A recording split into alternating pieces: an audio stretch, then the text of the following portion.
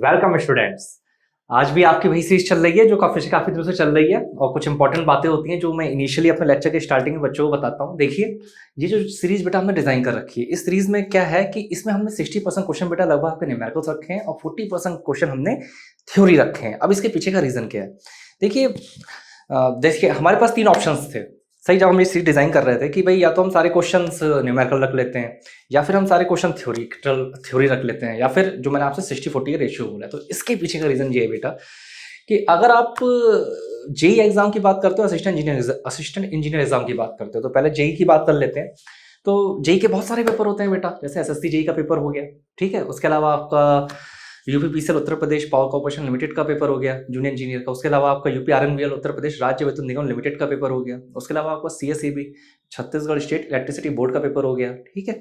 वैसे ही आपका राजस्थान में भी जेई का पेपर होता है, महाराष्ट्र में भी है, तेलंगाना का भी है, डिस्कॉम, बहुत सारे जेई के बहुत सारे पेपर होते हैं, ठीक है। सेम इसी तरीके से असिस्टेंट इंजीनियर के एग्जाम भी होते हैं। तो चलिए एसएससी जेई की बात करते हैं। एसएससी जेई में अगर आप पिछले 5 साल के पेपर के एनालिसिस करो, ठीक है, तो एक अगर मोटा मोटा अप्रॉक्सीमेटली डेटा निकालो तो लगभग 60% वेटेज बेटा न्यूमेरिकल्स का होता है, 40% वेटेज थ्योरी का होता है। असिस्टेंट इंजीनियर की बात करते हैं तो हाँ, थोड़ा सा न्यूमेरिकल का वेटेज और बढ़ जाता है। तो एक बात तो क्लियर है कि सिर्फ न्यूमेरिकल से आपका एग्जाम क्लियर नहीं होने वाला। जितना इंपॉर्टेंट आपके लिए न्यूमेरिकल वाला पोर्शन है उतना ही इंपॉर्टेंट बेटा आपके लिए थ्योरी वाला पोर्शन है। अब आप लोगों की टेंडेंसी क्या होती है कि आप न्यूमेरिकल्स पे बहुत ज़्यादा कंसंट्रेट करते हो, अच्छी बातें करनी चाहिए, ठीक है, लेकिन थ्योरी वाले पोर्शन पे आप बेटा बहुत कम कंसंट्रेट करते हो, सही। और जबकि बेटा बिना थ्योरी के एग्जाम आपका नहीं क्लियर होने वाला। जितना ज़्यादा इंपॉर्टेंट आपके लिए न्यूमेरिकल वाला पोर्शन है उतना ही इंपॉर्टेंट आपके लिए थ्योरी वाला पोर्शन है, ठीक है। इसीलिए हमने इस अपनी सीरीज में 60% लगभग हमने न्यूमेरिकल रखे हैं और 40% हमने थ्योरी रखे हैं, ठीक है। जितना न्यूमेरिकल इंपॉर्टेंट है उतना ही आपका थ्योरी भी इंपॉर्टेंट है, एक बात। दूसरा बात, level of difficulty. Level of difficulty से मतलब क्या है, आप लोग की आदत क्या होती है, प्रैक्टिस क्या होती है, जो टिपिकल प्रॉब्लम्स होती हैं, सही है, और जो कंसेप्चुअल प्रॉब्लम्स होती हैं, जो कैलकुलेटिव प्रॉब्लम्स होती हैं। कैलकुलेटिव मतलब जिसमें बहुत ज़्यादा कैलकुलेशन करनी पड़ती है, उस पर आप लोग बहुत ज़्यादा कंसंट्रेट करते हो, अच्छी बातें करनी चाहिए। लेकिन जो आसान प्रॉब्लम्स होती है उस पर कंसंट्रेट नहीं करते हो। अब ये बात मैं क्यों बोल रहा हूँ, देखो भाई एसएससी जे की बात कर लेते हैं। 180 मिनट का पेपर है, क्वेश्चन कितने आने हैं? क्वेश्चन आने हैं बेटा आपके 200, ठीक है। 180 मिनट का पेपर, 200 क्वेश्चन, यानी इसका मतलब क्या निकला? इसका मतलब ये निकला कि कोई क्वेश्चन आपका, मतलब आपको एक क्वेश्चन करने के लगभग 50 से 55 सेकंड मिलेंगे, है ना। अब हर क्वेश्चन तो ऐसा है नहीं जो 50 से 55 सेकंड में होगा भाई। कुछ क्वेश्चन आपके ऐसे होंगे जो आपके 10 सेकंड में होंगे, कुछ क्वेश्चन आपके ऐसे होंगे जो 30 सेकंड में होंगे, कुछ क्वेश्चन आपके ऐसे होंगे जो 60 सेकंड में होंगे, कुछ क्वेश्चन ऐसे होंगे जो 90 सेकंड में होंगे, कुछ क्वेश्चन ऐसे होंगे जो 120 सेकंड में होंगे, कुछ क्वेश्चन ऐसे होंगे जो 150 सेकंड में होंगे, 2.5 मिनट में। तो जो 2.5 मिनट के लिए आप प्रैक्टिस कर रहे हो, बहुत अच्छी बात है, करनी चाहिए। लेकिन जो क्वेश्चन 10-10 सेकंड में होने वाले हैं, सीधे टिक मार के आगे बढ़ने वाले क्वेश्चन है, उस पर आप बिल्कुल कंसंट्रेट नहीं करते हो, सही है। किसी भी एग्जाम को क्लियर करने के लिए जितनी इंपॉर्टेंस आपकी टिपिकल प्रॉब्लम की होती है, सही है, उतनी ही इंपॉर्टेंस आपकी आसान प्रॉब्लम की भी होती है। तो यहाँ पे हमने जो सीरीज में अपना इंक्लूड करा है, यहाँ पे हमने टिपिकल से typical problem of electrical engineering को भी इंक्लूड करा है और आसान से आसान प्रॉब्लम को भी इंक्लूड करा है, ठीक है। टिपिकल प्रॉब्लम की अगर बेटा बात कर लेते हैं तो टिपिकल प्रॉब्लम आप ये समझ लीजिए कि जो गेट के रिसेंटली 2-3 साल के होंगे और ईएसी इंजीनियरिंग सर्विस के आपके जो क्वेश्चन होंगे उन्हें इंक्लूड नहीं करा है। क्यों? क्योंकि देखो जो गेट का पेपर होता है, ईसी का पेपर होता है, उसमें जो क्वेश्चन डिजाइन करा जाता है वो 50 से 55 सेकंड को ध्यान में रखकर डिजाइन नहीं करा जाता है। वो ध्यान में जो डिजाइन करा जाता है वो लगभग 3 से 3.5 मिनट को ध्यान में रखकर डिजाइन करा जाता है। हाँ, अगर मैं 4 साल पहले के गेट के क्वेश्चन की बात करूँ, ईसी, वो हमने सारे इंक्लूड कर रखे हैं, रिसेंटली और इंक्लूड नहीं करें, क्योंकि उसका कोई भी सिग्निफिकेंस नहीं है जूनियर इंजीनियर एग्जाम में, असिस्टेंट इंजीनियर एग्जाम में, ठीक। तीसरा पॉइंट क्या है ये कि इस सीरीज में बेटा हमने आपके लगभग सारे सब्जेक्ट इंक्लूड करे। मशीन की बात कर ले, मशीन है, बेसिक्स ऑफ मशीन हो गया, ट्रांसफार्मर हो गया, डीसी मशीन हो गया, इंडक्शन हो गया, सिंक्रोनस हो गया, स्पेशल हो गया, स्पेशल मशीन, सब इंक्लूड है, ठीक है। ऐसी सेम पावर स्टेशन की बात करें तो भाई ओवरहेड इंसुलेटर भी है, सिंगल लाइन डायग्राम भी है, कोरोना भी है, अंडरग्राउंड केबल भी है, पर यूनिट सिस्टम भी है, फॉल्ट एनालिसिस भी है, रिलेज भी है, सर्किट ब्रेकर भी है, थर्मल पावर प्लांट भी है, न्यूक्लियर पावर प्लांट भी है, सब कुछ इंक्लूड कर रखा है, ठीक है। सेम अगर estimation, costing, utilization of electrical energy, ये तो बहुत इंपॉर्टेंट सब्जेक्ट है, सही है। वेटेज भले ही इसका कम होता है लेकिन पढ़ना तो है ही, उसके क्वेश्चन भी इंक्लूड कर रखे हैं। उसके अलावा मेजरमेंट के तो क्वेश्चन आपके हैं ही, सही है। उसके अलावा भी और क्वेश्चंस की सब्जेक्ट की बात करें, जैसे बेसिक इलेक्ट्रिकल हो गया, KVL, KCL, Norton, Thevenin, Maxwell, सब कुछ इंक्लूड कर रखा है। डीसी एनालिसिस, एसी एनालिसिस, सब कुछ, सारे क्वेश्चन इंक्लूड कर रहे हैं। बेसिक इलेक्ट्रॉनिक्स भी इंक्लूड करा है। तो ओवरऑल कोशिश, कंट्रोल सिस्टम, पावर इलेक्ट्रॉनिक्स भी इंक्लूड कर रखा है। तो सारे सब्जेक्ट हमने इसमें इंक्लूड करें। प्लस एक इंपॉर्टेंट पॉइंट ये है कि आपको कहीं भी किसी लेक्चर में या फिर कहीं भी कोई प्रॉब्लम आती है तो आप मैं यूट्यूब पे कमेंट करके बताइए, 101% मेरी तरफ से आपको रिप्लाई मिलेगा। मे पॉसिबल तुरंत नहीं मिले, 2 दिन 4 दिन 6 दिन बाद मिले, लेकिन रिप्लाई बेटा आपको जरूर मिलेगा, ठीक है। और एक आखिरी बात, फॉन्ट साइज को लेके आपको दिक्कत आ सकती है। तो फॉन्ट साइज की टेंशन लेने की रिक्वायरमेंट नहीं है, क्योंकि मैं हर एक क्वेश्चन को 2 बार रीड करूंगा, भले ही उसमें 5 सेकंड ज़्यादा लगे। तो मैं जो बोलूँगा उसे ध्यान से सुनो। एक बात और, बीच बीच में मैं आपके सब्जेक्टिव क्वेश्चन भी करा रहा हूँ, सही है। तो मैं आपको ये बताना चाहता हूँ कि सब्जेक्टिव क्वेश्चन से कैसे आपका ऑब्जेक्टिव क्वेश्चन फ्रेम होते हैं। मतलब ऐसा नहीं है कि सब्जेक्टिव क्वेश्चन है तो सिर्फ उसका कोई मतलब नहीं ऑब्जेक्टिव के लिए, सही है बेटा। ऑब्जेक्टिव का एग्जाम जो निकलता है वो सब्जेक्टिव से ही निकलता है एग्जाम। अगर आपके माइंड में ये बात सेट है कि भाई मैं 10,000 ऑब्जेक्टिव क्वेश्चन रट लूँ, 15,000 ऑब्जेक्टिव क्वेश्चन रट लूँ और मेरा एग्जाम निकल जाए, तो पॉसिबल नहीं है। सब्जेक्टिव क्वेश्चन विद लॉजिक आपको लगाने पड़ेंगे कि इनसे कैसे ऑब्जेक्टिव क्वेश्चन फ्रेम होते हैं, ठीक है। और देखिए मैं एक लेक्चर में कम से कम 15 क्वेश्चन तो कराता ही हूँ और डिटेल सॉल्यूशन के साथ कराता हूँ।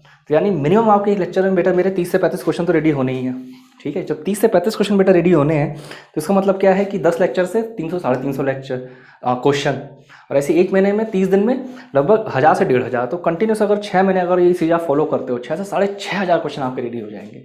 और बेटा अगर आपके 6 से साढ़े 6,000 क्वेश्चन रेडी हो रहे हैं तो खुद से आप एज्यूम करो कि उसके बाद आप कोई JEE का एग्जाम देने जाते हो तो आपको कितनी ज़्यादा हेल्प मिलेगी, ठीक है।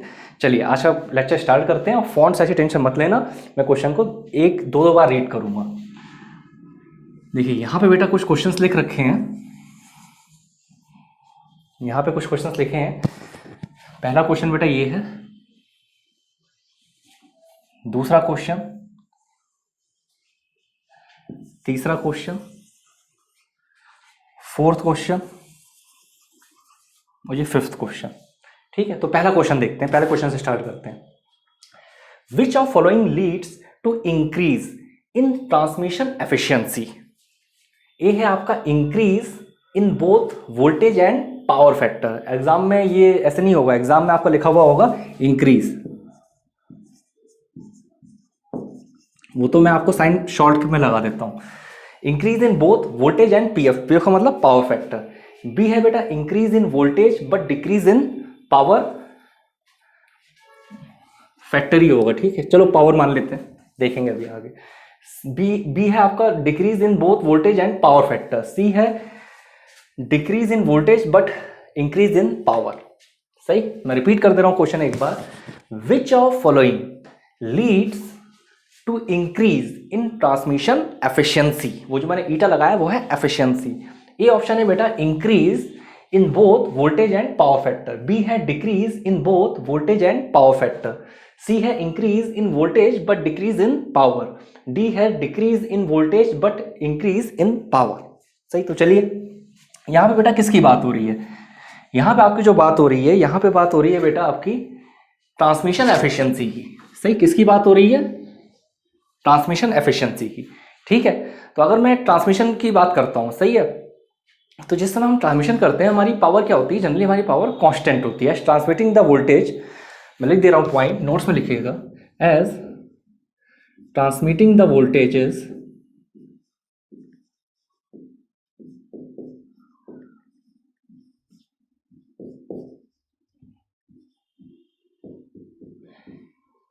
सही।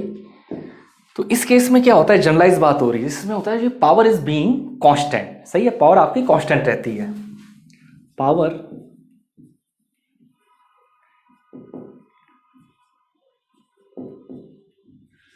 इज बीइंग कांस्टेंट, ठीक है। होती क्या है, P बराबर VI cos Y। अब यहां पे एक चीज ऑब्जर्व करिए, ट्रांसमिशन एफिशिएंसी इंक्रीज आपकी कब होगी। सही है, आपको इंक्रीज करनी है ट्रांसमिशन एफिशिएंसी। भाई ट्रांसमिशन एफिशिएंसी इंक्रीज होने का मतलब क्या है, ट्रांसमिशन एफिशिएंसी इंक्रीज होने का मतलब है कि आपके लॉसेस कम से कम हो। सही है, अब जब अगर मैं अपनी हायर वोल्टेज, समझो बात को, अगर मैं अपने इस वोल्टेज की वैल्यू को बढ़ा दूंगा, मैं यहाँ पे शॉर्ट में लिख रहा हूँ, अगर मैं V की वैल्यू को बढ़ा दूंगा और P को बेटा मैं कांस्टेंट रखूं, पावर मुझे कांस्टेंट रखनी है, तो ये चीज कब पॉसिबल होगी, जब मैं अपनी करंट को कम करूंगा। वोल्टेज, हायर वोल्टेज, सही, हायर वोल्टेज पावर कांस्टेंट, तो करंट तो मुझे कम करनी पड़ेगी। क्यों? क्योंकि मुझे अपनी पावर को कांस्टेंट रखना है। जब मेरी करंट कम होगी तो आई स्क्वायर आर लॉसेस, लॉसेस क्या होंगे, लॉसेस मेरे कम हो जाएंगे। जब ट्रांसमिशन लॉसेस कम हो जाएंगे तो इसका मतलब क्या होगा, इसका मतलब बेटा ये होगा कि मेरी ट्रांसमिशन एफिशिएंसी इंक्रीज हो जाएगी। सही है। और same cos Y power factor जितना मैं इंक्रीज करूंगा लॉसेस आपके उतने ही कम होंगे। तो ये पॉइंट लिख दे रहा हूँ, अपने नोट्स में प्रॉपर मेंटेन कर लिखिएगा। So at higher voltage, so at higher voltage, अगर मैं हायर वोल्टेज की बात करता हूँ, so at higher voltages to keep power constant, power मुझे कांस्टेंट रखनी है,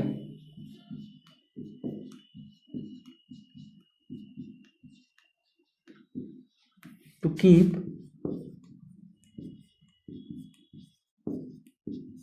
सही है, पावर कांस्टेंट करने के लिए मुझे क्या करना पड़ेगा, मुझे जो मेरी करंट हो, मुझे करंट को अपना रिड्यूस करना पड़ेगा। सही है। Then current will reduce, so it will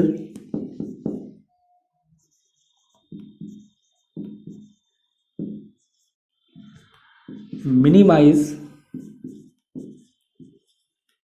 the losses. तो इसकी वजह से क्या होगा, ऑब्वियस बात है, I square R losses, current value कम हो रही तो आई स्क्वायर लॉसेस क्या होंगे, वो आपके कम हो जाएंगे। सही है। और अगर मैं पावर फैक्टर को इंक्रीज करता हूं तब भी मेरे लॉसेस कम होंगे बाय पावर फैक्टर। ठीक है।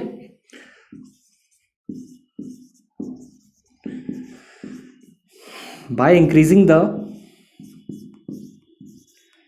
Power factor,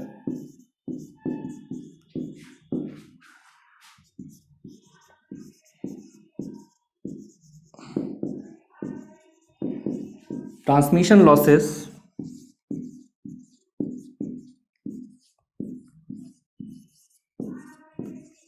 should be reduced। सही है। और बात को समझो, यहाँ पे बात क्या हो रही थी, यहाँ पे बात हो रही थी ट्रांसमिशन एफिशिएंसी को मुझे इंक्रीज करना है। ट्रांसमिशन एफिशिएंसी मेरी कैसे इंक्रीज होगी, ट्रांसमिशन एफिशिएंसी जो मेरी इंक्रीज होगी वो ऐसे इंक्रीज होगी कि जब मेरे लॉसेस कम से कम होंगे। लॉसेस क्या है, आई स्क्वायर आर लॉसेस। कैसे कम होंगे, करंट की वैल्यू को कम कर दिया यानी, और करंट की वैल्यू कब कम हो रही थी, पावर कांस्टेंट रखनी है और वोल्टेज बढ़ा रहे हैं। फिर से रिपीट कर रहा हूँ, P बराबर V I cos Y, voltage की वैल्यू को इंक्रीज कर दिया, कंडीशन क्या है, पावर कांस्टेंट है, पावर कांस्टेंट करने के लिए आई को डिक्रीज करना पड़ेगा। ठीक है।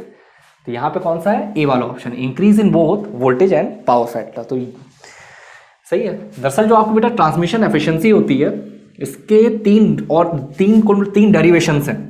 ठीक है। ये मैंने अपने जो मैंने क्रैश कोर्स पढ़ा रखा है पावर सिस्टम का, उसमें मैंने तीनों डेरिवेशन कराए हैं डिटेल में।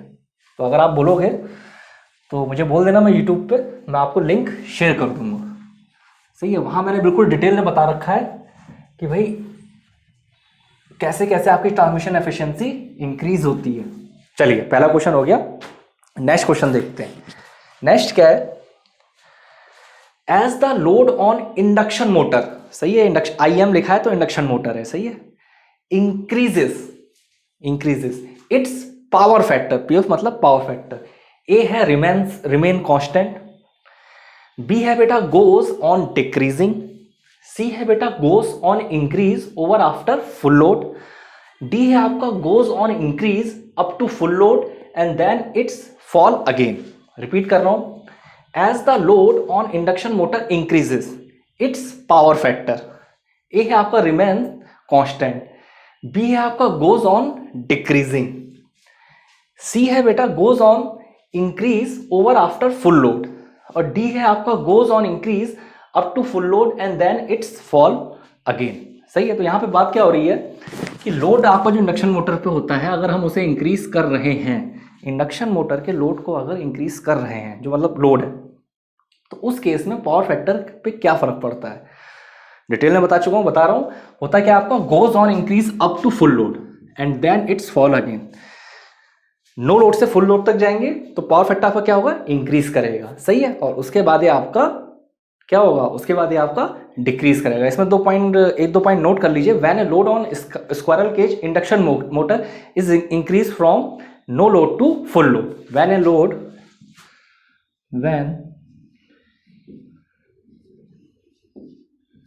Load on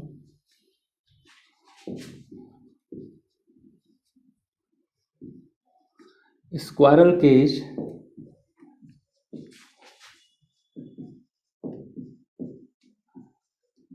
induction motor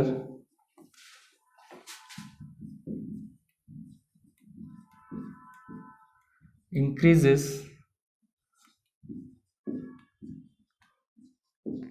from,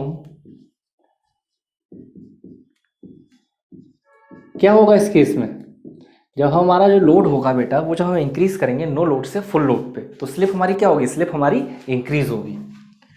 obvious सी बात है, सही है, स्लिप हमारी इंक्रीज होगी। अभी हमारी जब स्लिप इंक्रीज हो रही है तो पावर फैक्टर की कहानी क्या होगी, power factor goes on increasing up to full load and then it's fall again.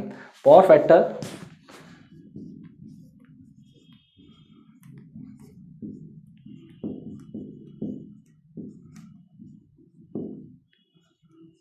goes on increasing, power factor goes on increasing up to full load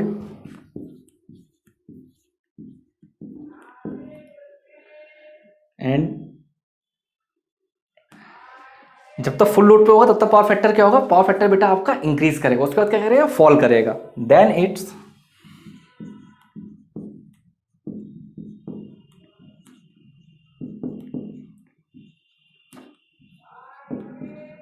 fall again.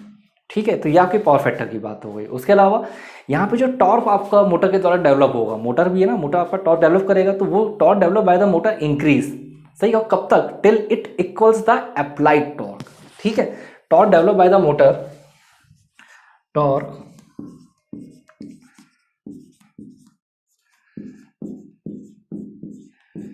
Developed by the motor increase till it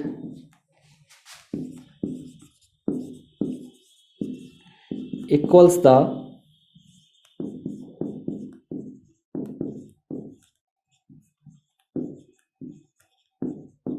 applied torque।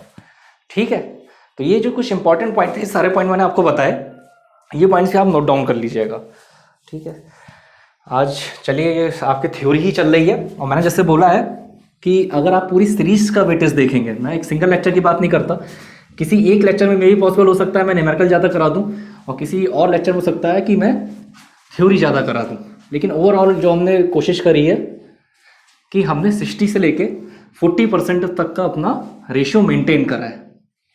ठीक है, चलिए next question देखते हैं।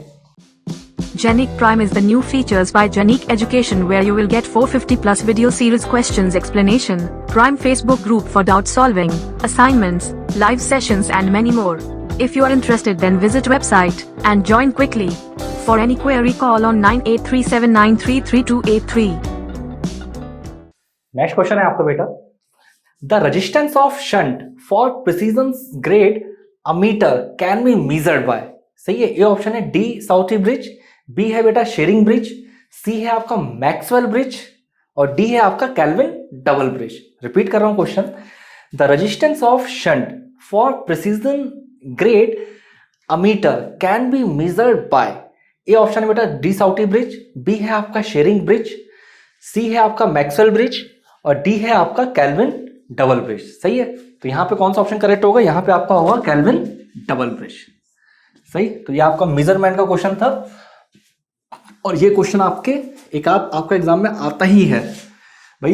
मैं आपको वैसे chart बनवा चुका हूं अपने पुराने लेक्चर्स में कि कौन सा ब्रिज है वो क्या मेजर करता है। सही है, जैसे अगर मैं आपकी बात कर लेता हूं शेयरिंग ब्रिज का, सही है, तो वो आपका क्या मेजर करता है, ये आपका measurement of capacitance and loss angle. Note कर लीजिए इसे। अगर मैं शेयरिंग ब्रिज की बात करूं,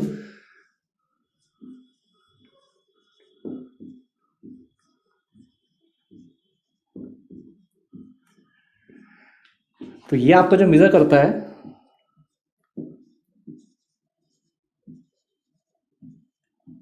मेजरमेंट ऑफ कैपेसिटेंस एंड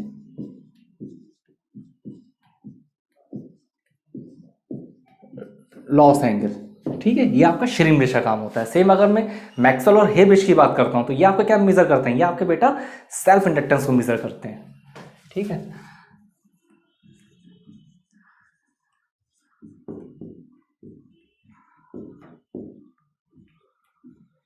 अगर मैक्सवेल और हेब्रिज की बात करते हैं तो ये आपका सेल्फ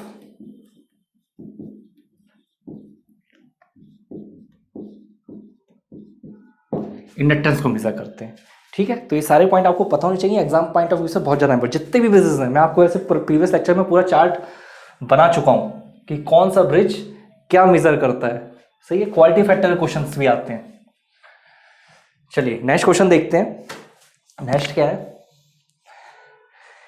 ए DC generator having 2 layer lap winding, मैंने शॉर्ट में लिखा है WDG, जबकि ये क्या है WIDING, सही है। A DC generator having 2 layer lap winding is wound with 4 poles and 32 coils. The pole pitch, A option, the pole pitch in case of a है 8, B है 9, C है 36, D है 7। रिपीट कर रहा हूं question. A DC generator having 2 layer lap winding is wound with 4 poles and 32 coils. The pole pitch in case of A है आपका 8, B है 9, C है 36 और D है आपका 7। तो चलिए यहाँ पे पोल पिच निकालें तो पोल पिच तो निकल जाएगी, सही है। लेकिन पहले पोल पिच के बारे में कुछ इंपॉर्टेंट पॉइंट पता होना चाहिए। पोल पिच को आप कैसे डिफाइन करोगे? Pole pitch is defined as a peripheral distance between the centre of 2 adjacent pole in a DC machine, सही। तो डेफिनेशन लिख लीजिए। Pole pitch is defined, pole pitch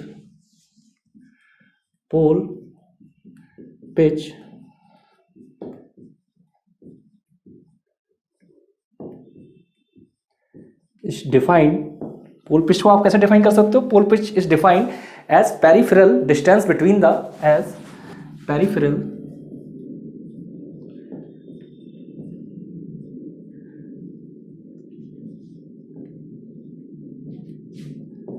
distance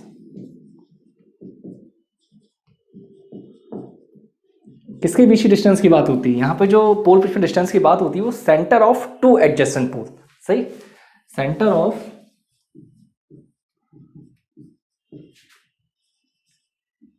2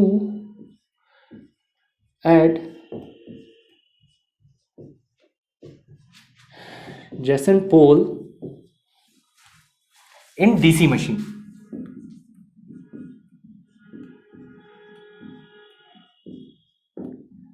सही है। ये आपका क्या होता है बेटा? ये आपका होता है आपका पोल पिच, ठीक है। उसके अलावा जो इस डिस्टेंस को मेजर करा जाता है, सही है, किसके टर्म में मेजर करा जाता है? The distance measure in terms of, the distance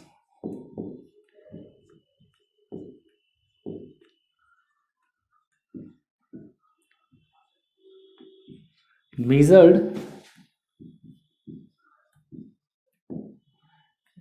in terms of, जो आपको डिस्टेंस को मेजर करना होता है किसके टर्म में आप मेजर करते हैं? आर्मेचर स्लॉट या फिर आर्मेचर कंडक्टर, सही है। Terms of armature slots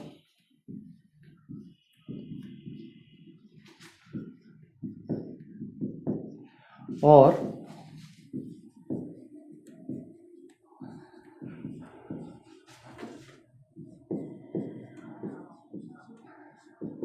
armature conductors, सही है। आर्मेचर स्लॉट या फिर आर्मेचर कंडक्टर्स, सही। और come between 2 adjacent pole centre, comes between 2, comes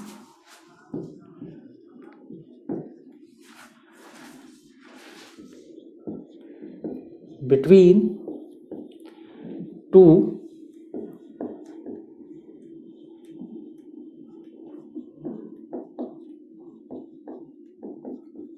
centre, ठीक है। तो ये कुछ बेसिक बातें पोल पिच के बारे में जो आपको पता होना चाहिए, सही। और पोल पिच के बारे में क्या है कि pole pitch is naturally equal to the total number of armature slots divided by the number of pole in the machine, सही है। ये डेफिनेशन लिख दीजिए, ये आपके इस सवाल को सॉल्व करने में काम आएगा, सही है। मैथमेटिकल एक्सप्रेशन है, सही है। Pole pitch is naturally equal to the pole pitch is naturally equal the किसके इक्वल होता है? ये आपका इक्वल होता है total number of armature slots divided by total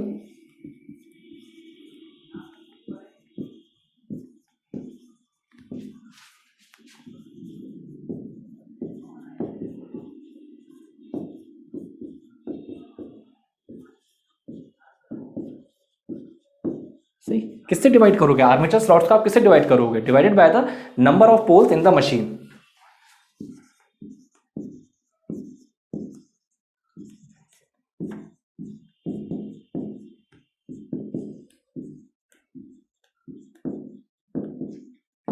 ठीक है, ये आपका हो गया सही। अब यहां पे क्या है, यहां सवाल में देखिए तो कॉमन बातें बताई थी। डीसी जनरेटर की बात हो रही है, चलो ठीक है।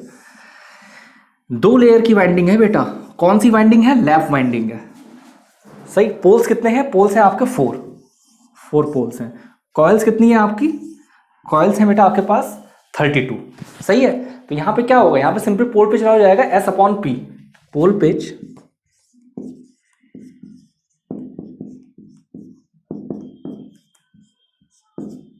Equal to S/P। यहां पे S क्या हो जाएगा? S हो जाएगा आपका 32। कॉइल्स हो जाएंगी, सही है, 32।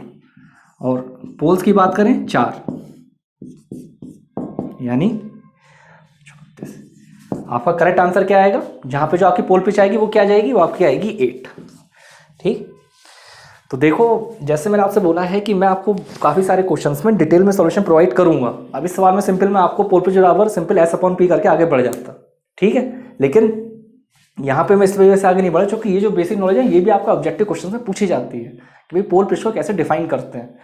तो वही मैं आपसे बोलता हूँ कि सिर्फ कई बच्चे क्या होते हैं, सीधे सीधे रट लेते हैं। तो रटने का कोई फायदा नहीं है। जितना ज़्यादा डिटेल में आपको सॉल्यूशन मिले वो आपके लिए उतना ज़्यादा ही बेनिफिशियल होगा। चलिए, अभी एक क्वेश्चन बोर्ड पे और लिखा है, उसके बाद कुछ सब्जेक्टिव टाइप के क्वेश्चंस देखेंगे।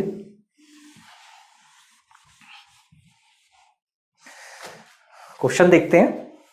नेक्स्ट क्वेश्चन है बेटा, ए resistance R ohm and inductance of L Henry are connected in series across 240 volt, 50 hertz supply. Power dissipated in circuit is 300 watt and voltage across resistance is 100 volt. In order to improve power factor to unity, the capacitance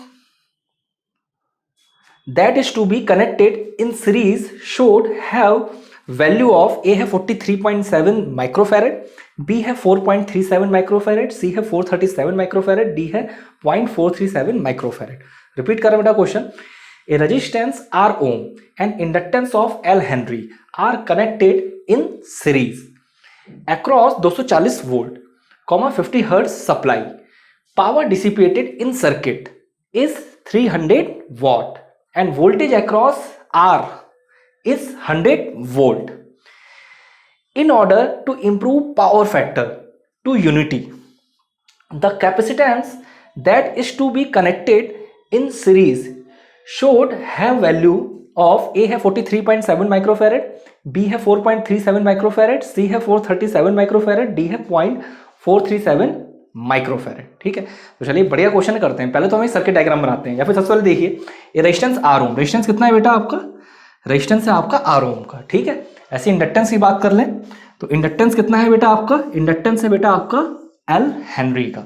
सही है, दोनों series में connect हैं, series में connect हैं। ठीक है, connected in series, series में कनेक्ट हैं। सप्लाई क्या है? 240 वोल्ट 50 हर्ट्ज एसी सप्लाई है। ठीक है, 240 वोल्ट और 50 hertz. Power dissipated in circuit, power कितनी डिसिपेट हो रही है? पावर हो रही है आपकी 300 watt. Power dissipated in circuit is 300 watt. और वोल्टेज अक्रॉस आर क्या है? 100 वोल्ट। वोल्टेज अक्रॉस आर क्या है? 100 वोल्ट। हमें अपने पावर फैक्टर को क्या करना है? हमें अपने पावर फैक्टर को यूनिटी करना है। हमें अपने पावर फैक्टर को यूनिटी करना है। तो the capacitor that is to be connected in series should have value. तो उसके लिए कैपेसिटर की आपकी क्या वैल्यू होगी? तो उसके लिए पहले बेटा एक सर्किट डायग्राम बनाते हैं। रेजिस्टेंस और एक इंडक्टर को, एक रेजिस्टर को इंडक्टर को सीरीज में लगाते हैं। देखिए ये आपका हो गया रजिस्टर, सॉरी ये तो इंडक्टर हो गया। चलिए वैसे इंडक्टर ही पहले लगा सकते हैं, लेकिन कोई बात नहीं। ये हो गया बेटा आपका रजिस्टर, ठीक है। फिर बेटा ये आपका एक हो गया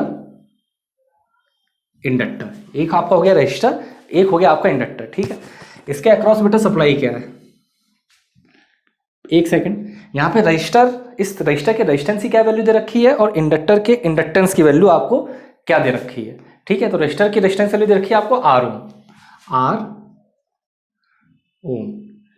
इंडक्टेंस की वैल्यू क्या दे रखी है, एल हेनरी, ठीक है। करंट हमने तुमसे एज्यूम कर लिया कि करंट आपकी आई फ्लो कर रही है, पोलैरिटी मान लेते हैं प्लस माइनस, ये हो गई।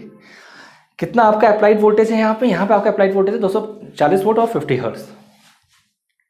ये है आपका 240 वोल्ट 50 हर्ट्ज, सही है, 240 वोल्ट और 50 हर्ट्ज, ठीक है। अब यहाँ पे आपका क्या है कि अगर आपसे बोलूं वोल्टेज अक्रॉस रजिस्टर आपका क्या होगा, voltage across register is 100 volt. तो वोल्टेज अक्रॉस रजिस्टर आपको क्या दे रखा है, वोल्टेज अक्रॉस रजिस्टर आपको दे रखा है 100 वोल्ट। ये आपको क्या दे रखा है, 100 वोल्ट, ये आपको सवाल में गिवन है, सही है। तो देखिए voltage across register, voltage across register, यानी इसे मैं किससे रिप्रेजेंट कर दे रहा हूं, वी आर से। यानी वी आर क्या हो गया आपका, वी आर है बेटा आपका 100 वोल्ट, ठीक है। सप्लाई वोल्टेज मेरा कितना है 240 वोल्ट, उसे मैं वी एस से रिप्रेजेंट कर दे रहा हूं।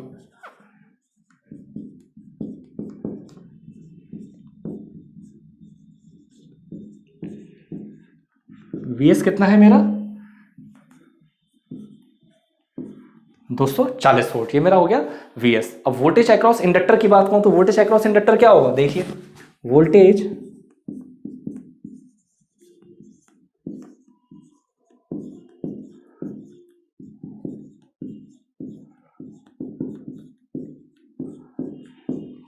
अगर मैं वोल्टेज अक्रॉस इंडक्टर की बात करता हूं, सही, उसमें किससे रिप्रेजेंट करूंगा, वीएल से। तो वीएल मेरा सिंपल हो जाएगा 240 का स्क्वायर माइनस का 100 का स्क्वायर, ठीक है। इसे सॉल्व करेंगे तो देखते हैं सॉल्व होकर क्या आएगा, अंडर रूट 240 जीरो का स्क्वायर माइनस 100 का स्क्वायर इक्वल टू, यह आएगा आपका 218.17 वोल्ट, 218.17 वोल्ट। तो ये आपका सॉल्व होकर आ गया 218.17 वोल्ट। तो ये बेटा आपने क्या कैलकुलेट कर लिया, ये आपने वोल्टेज अक्रॉस इंडक्टर को आपने कैलकुलेट कर लिया। अब पावर डिसिपेटिंग सर्किट क्या है, पावर डिसिपेटिंग सर्किट है आपका बेटा 300 वॉट, क्योंकि power dissipated in circuit,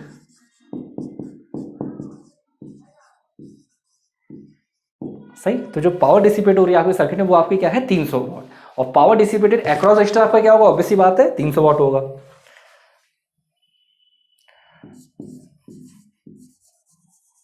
power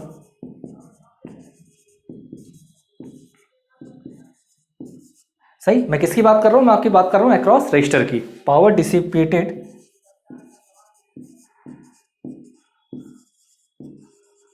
across register, across register की बात करूंगा वो भी आपका क्या होगा 300 वॉट। अब सिंपल पावर का फॉर्मूला आपका क्या होता है, P बराबर वी आर आई, अगर मैं रजिस्टर के अक्रॉस बात कर रहा हूं, ठीक है ना। वी आर क्या है मेरा रजिस्टर के अक्रॉस जो पोटेंशियल है, सही है। पावर क्या है, पावर है मेरी 300, सही है।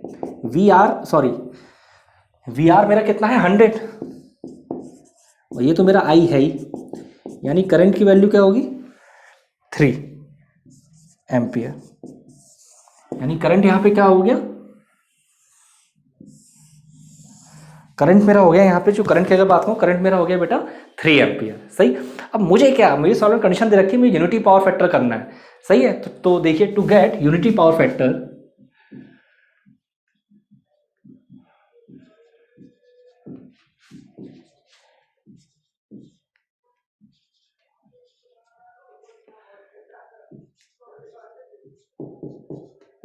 अगर मुझे अपना यूनिटी पावर फैक्टर लेना है तो to get the unity power factor the voltage across inductor must be equal to the voltage across the capacitor. सही, ये नेसेसरी कंडीशन होती है। To get unity power factor voltage across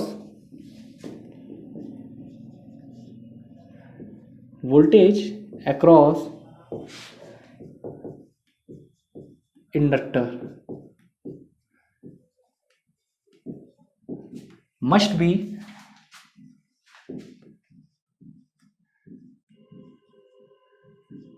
equal to the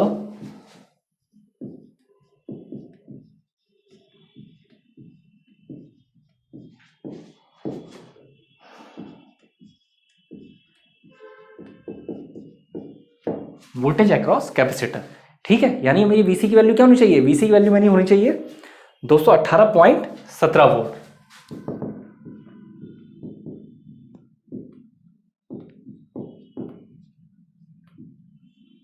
ठीक है, अगर मैं VC की बात करूं, VC मेरी क्या होनी चाहिए? 218.17 वोल्ट। VC क्या होगा? IXC।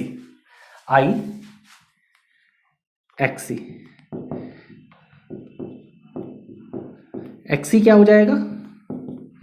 218.17 upon I means 218.17 upon 3। तो इसे डिवाइड करके देखते हैं क्या आएगा आपका। लेकिन इतनी चीज तो है ही, XC आपका क्या हो जाएगा? 218 और यहां पे आपसे वैल्यू किसकी पूछी गई? यहां पे बेटा आपसे वैल्यू पूछी गई है कैपेसिटेंस की। सही, तो एक चीज थोड़ा, जब कैपेसिटेंस की बात करी गई है तो XC क्या होता है? जो आपका XC होता है सिंपल होता है 1/2πfc। यानी मैं यहां पे क्या लिख सकता हूं? I/2πfc बराबर 218.17। और निकालने किसकी वैल्यू है? कैपेसिटेंस वैल्यू निकालनी। तो कैपेसिटेंस आपका क्या होगा? कैपेसिटेंस हो जाएगा I तो आपका 3 हो गया, ये तो 2 रहेगा ही, ये 3.14 हो गया। फ्रीक्वेंसी आपको 50 दे रखी है और ये आपका 218.17। ठीक है, अब इसे सॉल्व कर लेते हैं।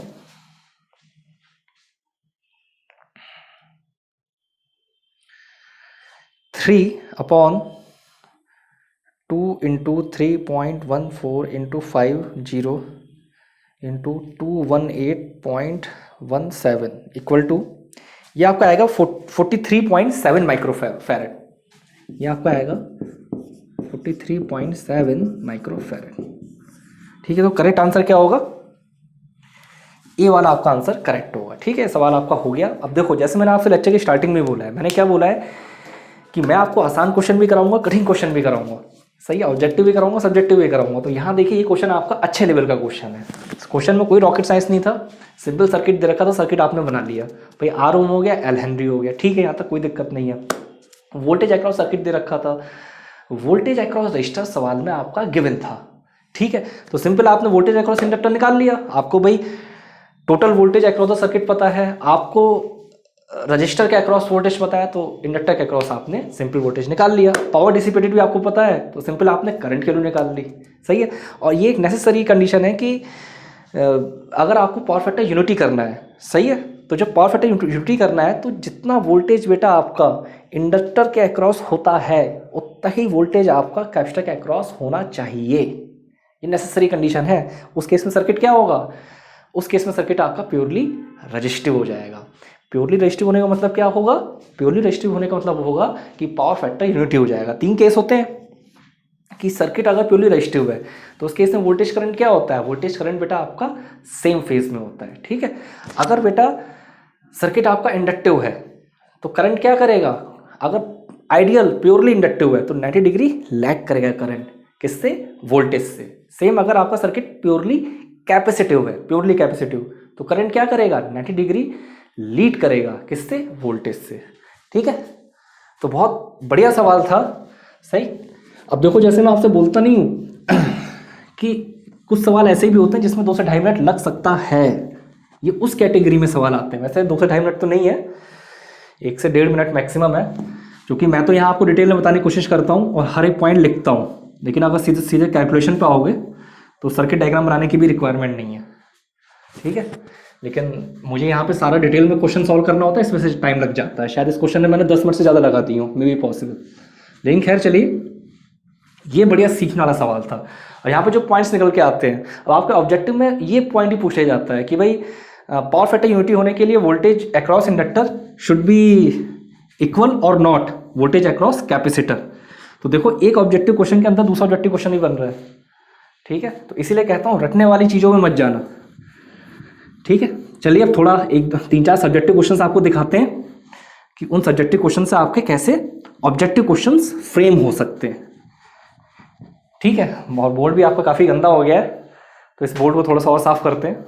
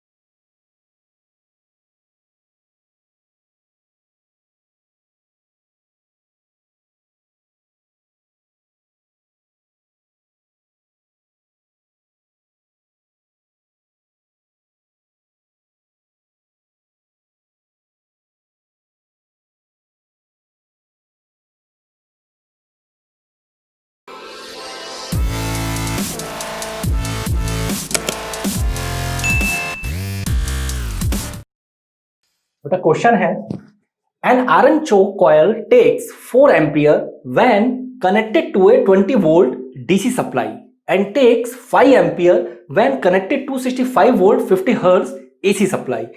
Determine फर्स्ट है आपका resistance and inductance of the coil, second part बेटा power drawn by the coil, और थर्ड पार्ट बेटा द पावर फैक्टर। रिपीट कर रहे हैं question, an iron choke coil takes 4 ampere when connected to a 20 volt DC supply and takes 5 ampere when connected to 65 volt 50 hertz AC supply. First part है resistance and inductance of the coil, second part है power drawn by the coil, third part है बेटा the power factor. सही, तो बढ़िया सवाल है। इसमें कुछ इंपॉर्टेंट पॉइंट्स हैं, वो थोड़े पहले पॉइंट मैं आपको बताता हूँ, उसके बाद सवाल पे आते हैं। इस टाइप का सवाल शायद मैं आपको, ये शायद इस सीरीज, ये जो आपके एसएससी जेई का जो बुक वाली रिकॉर्डिंग है, उसमें एक मेजरमेंट में शायद मैं करा चुका हूँ, ठीक है। तो देखिए, अगर मैं आयरन चॉक कोयल की बात करता हूँ, तो बेसिकली अगर मैं आयरन चॉक कोयल की बात करता हूँ तो an iron choke coil is basically an inductor, ठीक है। इंडक्टर मतलब आपकी कॉयल है तो कई सारे आपका नंबर ऑफ टर्न्स हैं, तो वो आपका इंडक्टर हो गया। तो पॉइंट लिखिए, भी ऑब्जेक्टिव में ही पूछा जा सकता है, सही सब्जेक्टिव क्वेश्चन तो है ही आपका। तो देखिए, एन आयरन चॉक कोयल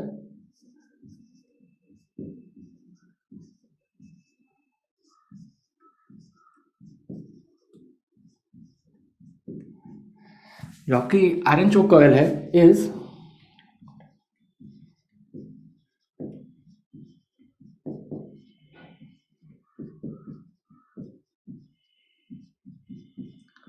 सही। तो ये पॉइंट आपको याद रखना चाहिए, बेसिकली इंडक्टर होता है, सही है।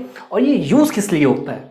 Basically it is use to limit and alternating current without increasing the resistance of circuit, सही है। तो it is used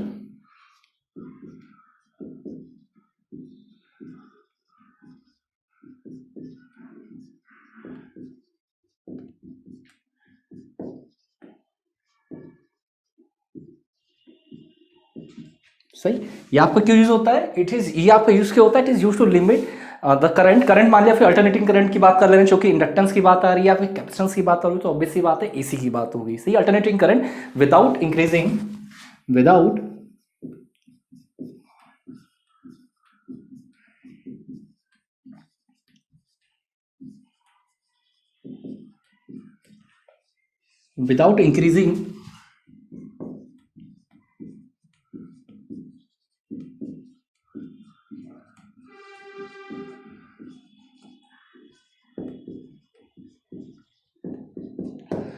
resistance of circuit. ठीक है, और उसके बाद अगर मैं आरएल सर्किट की बात करता हूं, सही है, तो अगर आरएल सर्किट की बात करते हैं, जो फेज डिफरेंस होता है किसके बीच में, करंट और वोल्टेज के बीच में, ऑब्वियस सी बात है आपका फेज डिफरेंस होगा, वो किस पे डिपेंड करेगा, वो डिपेंड करेगा ratio of the inductor reactance and resistance. सही है, in RL circuit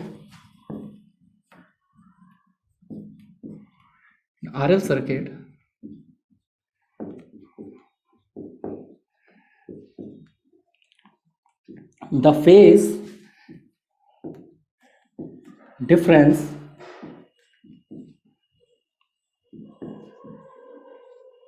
difference between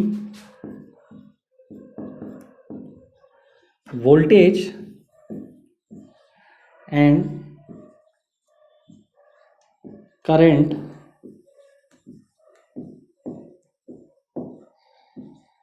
depends on the, मैंने किसको बताया, ये जो आपका डिपेंड करता है, ये बेटा आपका डिपेंड करता है किसके रेशियो पर डिपेंड करता है, inductive reactance and resistance, depends on the ratio of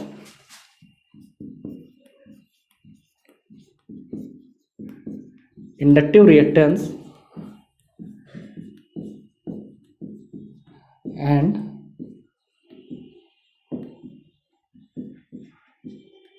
resistance. तो ये सारे पॉइंट बेटा आपके क्या है, ये इंपॉर्टेंट पॉइंट है, सही, जो आपके ऑब्जेक्टिव में भी काम आते हैं। एक पॉइंट आपका और है, अगर मैं आपका आरएल सर्किट में बात करूं कि आरएल सर्किट में फेज ऑफ द जो करंट होता है विद रेस्पेक्ट टू वोल्टेज, वो क्या होता है, देखिए, the phase of the current in RL circuit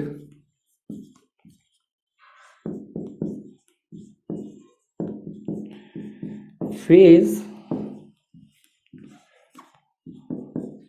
of the current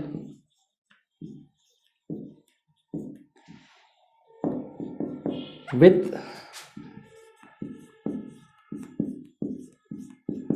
respect to voltage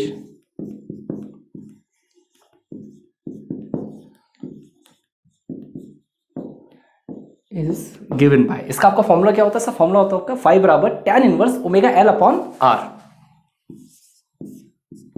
phi बराबर tan inverse omega L upon R. ठीक है, ये आपका फॉर्मूला होता है। सही, अब ये सारे पॉइंट्स इंपॉर्टेंट पॉइंट्स मैंने नोट डाउन करें, इन पॉइंट्स को आप रफ कर लीजिए, क्योंकि अब सीधे सवाल पे आते हैं। ठीक है, तो सवाल में देखते हैं क्या क्या पॉइंट्स हैं आपके। पहला पॉइंट देखते हैं, पॉइंट क्या है, पहले तो हम देखते हैं क्या क्या डेटा आपको बेटा गिवन है। ठीक है, तो गिवन डेटा देखते हैं, गिवन आपको डेटा क्या क्या है। यहां पे देखिए आपको दो केस दे रखे हैं। पहले क्या दे रखा है, चोक कॉइल है, टेक्स 4 एम्पियर, भाई 4 एम्पियर ले रहा है when connected to a 20 volt DC, when connected to a 20 volt DC. सही है, और दूसरे केस में क्या है, 5 एम्पियर ले रहा है when connected to 65 volt 50 hertz AC. सही, तो यहाँ पे दो केस हैं, 4 एम्पियर ले रहा है जब ये 20 वोल्ट डीसी सप्लाई से कनेक्ट है। ठीक है, सेम 5 एम्पियर ले रहा है जब ये आपका 65 वोल्ट और 50 हर्ट्ज एसी से कनेक्ट है। ठीक है, तो यहाँ पे V1 मैं मान लेता हूं 20 वोल्ट डीसी, V1 हो गया मेरा 20 वोल्ट डीसी। ठीक है, उसी तरीके से इस केस में I1 मेरा क्या होगा, I1 मेरा हो जाएगा 4 एम्पियर, I1 हो जाएगा 4 एम्पियर डीसी। सेम इसी तरीके से V2 की बात करूंगा तो V2 क्या होगा, V2 होगा मेरा 65 वोल्ट और 65 वोल्ट एसी। सही है, ऐसे अगर मैं I2 की बात करूंगा तो मेरा I2 क्या होगा, I2 होगा 5 एम्पियर, 5 एम्पियर एसी। ठीक है, और फाइंड मैंने यहाँ पे नहीं नोट डाउन कर रहा हूँ, फाइंड आपको पता ही है, तीन चीजें आपको फाइंड आउट करनी है। ठीक है, तो चलिए सबसे पहले क्या करते हैं, सबसे पहले सर्किट डायग्राम बना लेते हैं। सर्किट डायग्राम क्या है भाई, आयरन चोक कॉइल की बात करें तो एक आयरन सर्किट बना लेता हूं। तो देखिए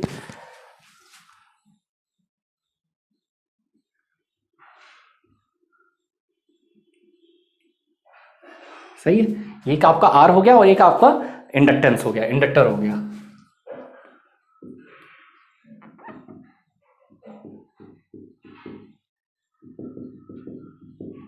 ठीक है, ये आपका क्या रिप्रेजेंट कर रहा है, ये आपका कॉइल रिप्रेजेंट कर रहा है, कॉइल। सही, ये आपकी कॉइल है। सही, और यहां पे वोल्टेज सोर्स लगा देते हैं।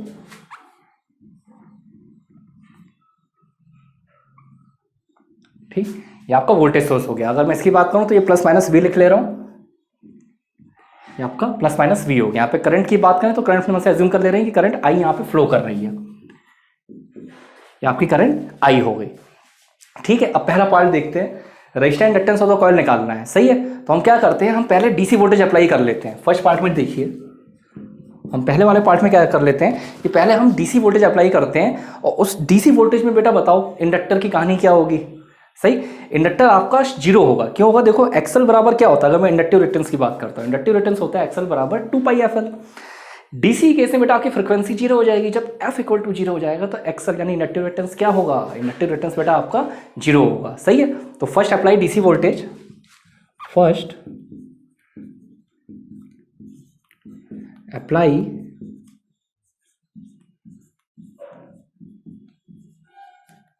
DC voltage. पहले हम सबसे पहले डीसी वोल्टेज को अप्लाई कर लेते हैं। सही है, तो इस केस में जो आपका इंडक्टर होगा will shows zero impedance, inductor will show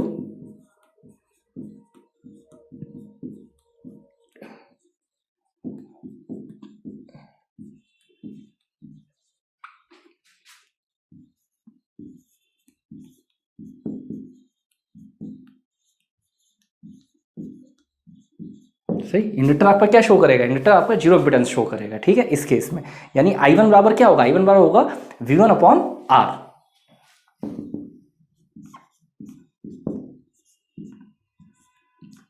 I1 आपका क्या हो जाएगा, V1 अपॉन R, और R को मैं क्या बोल सकता हूं, इस केस में R क्या होगा,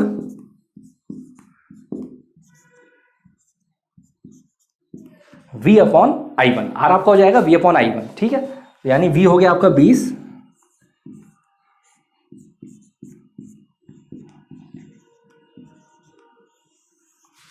तो रेजिस्टेंस वैल्यू क्या होगी, रेजिस्टेंस की वैल्यू हो गई आपकी 5 ओम। सही है, अब दूसरा केस देख लेते हैं। अब हम यहां पे एसी अप्लाई करके देखते हैं। Now apply AC source, now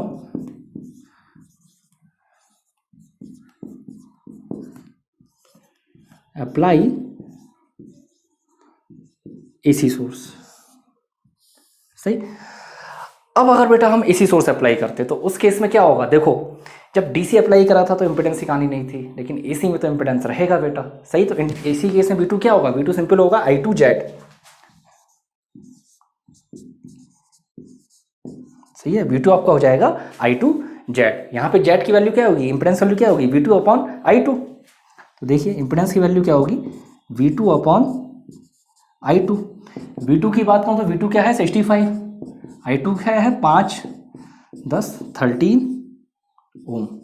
यानी सेकंड वाले केस में इंपिडेंस की वैल्यू क्या आएगी, सेकंड वाले केस में बेटा आपकी इंपिडेंस की वैल्यू आएगी 13 ओम। सही है, अब मैं अपना इंपिडेंस की वैल्यू निकाल लेता हूं, जो मेरा एग्जैक्ट इंपिडेंस आएगा। इंपिडेंस क्या होगा मेरा, R square under root R square plus XL square. तो देखिए जेड बराबर क्या होगा,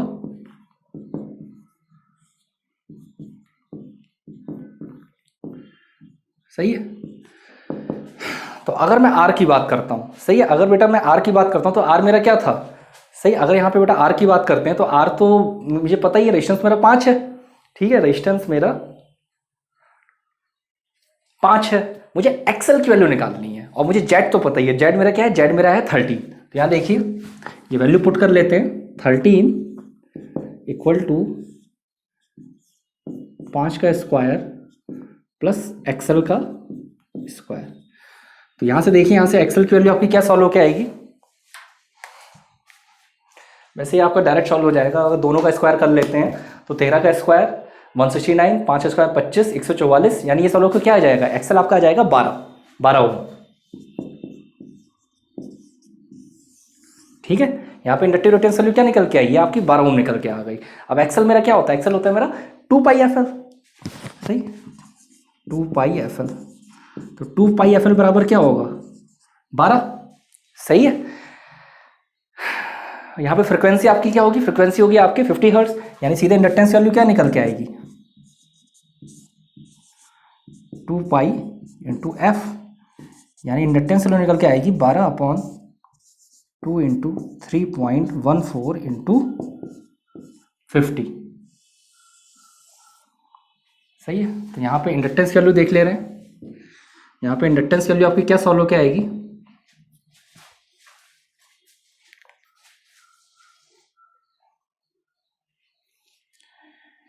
12 divide by 2 into 3.14 into 50 equal to 0.0382 henry, 0.0382 Henry.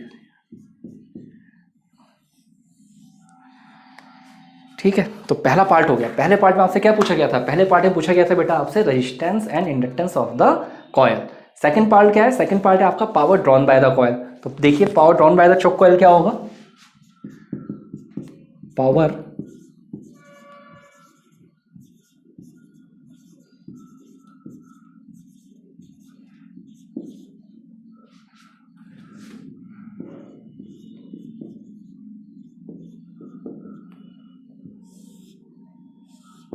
सही। तो अगर मैं power drawn by choke coil की बात करूं तो वो आपका क्या होगा, तो पहला केस मान ले रहा हूं, पहला केस क्या हो जाएगा, when AC power, AC sources applied, ठीक है, व्हेन एसी सोर्सेस अप्लाइड।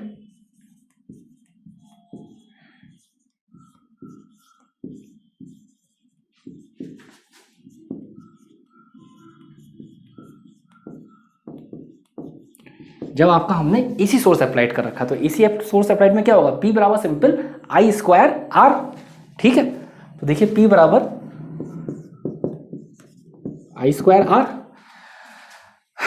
तो यहां पे देखिए, यहां पे आपको बेटा अपनी करंट की वैल्यू पता ही, करंट की वैल्यू क्या है, करंट आपकी 5 एम्पियर थी, ठीक है, करंट आपकी 5 एम्पियर थी। रेजिस्टेंस कितना था, रेजिस्टेंस आपका था 5 ओम, सही। तो P कितना हो जाएगा, P हो जाएगा 125 वाट। तो देखिए P बराबर 5 का स्क्वायर इंटू 5,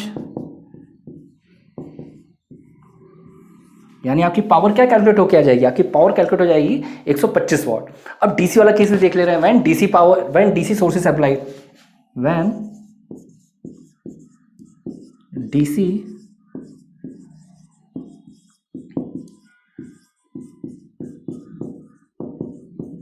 जब आपका डीसी सोर्स अप्लाइड है, तो डीसी सोर्स अप्लाइड में केस में क्या होगा, पावर आपकी पावर होगी P इक्वल टू VI, सही है। पावर आपकी simple P equal to VI हो जाएगी। तो P इक्वल टू VI का मतलब क्या है, 20, वोल्टेज आपका कितना है डीसी में 20 है, और करंट आपकी कितनी आपने कैलकुलेट करी थी, करंट आपने कैलकुलेट करी थी, सॉरी कैलकुलेट क्या, करंट आपकी 4 है, यानी P इक्वल टू 20 इंटू 4 यानी 80 वाट। ये आपका सेकंड पार्ट हो गया। थर्ड पार्ट देख लेते हैं बेटा, पावर फैक्टर, सही है। तो पावर फैक्टर कैसे निकालोगे, देखिए third part, power factor simple क्या होगा, पावर फैक्टर होगा आपका R/Z, देखिए cos फाई, फिर चलिए पावर फैक्टर cos फाई, चूंकि बोर्ड पे इतनी जगह नहीं है तो यहीं पे सॉल्व कर रहा हूँ बस मैं। रेजिस्टेंस की बात करें बेटा, रेजिस्टेंस कितना था, रेजिस्टेंस आपका 5 ओम था। इम्पीडेंस कितना था, इम्पीडेंस आपका बेटा 13 ओम था, यानी 5/13। इसे सॉल्व कर लेते हैं,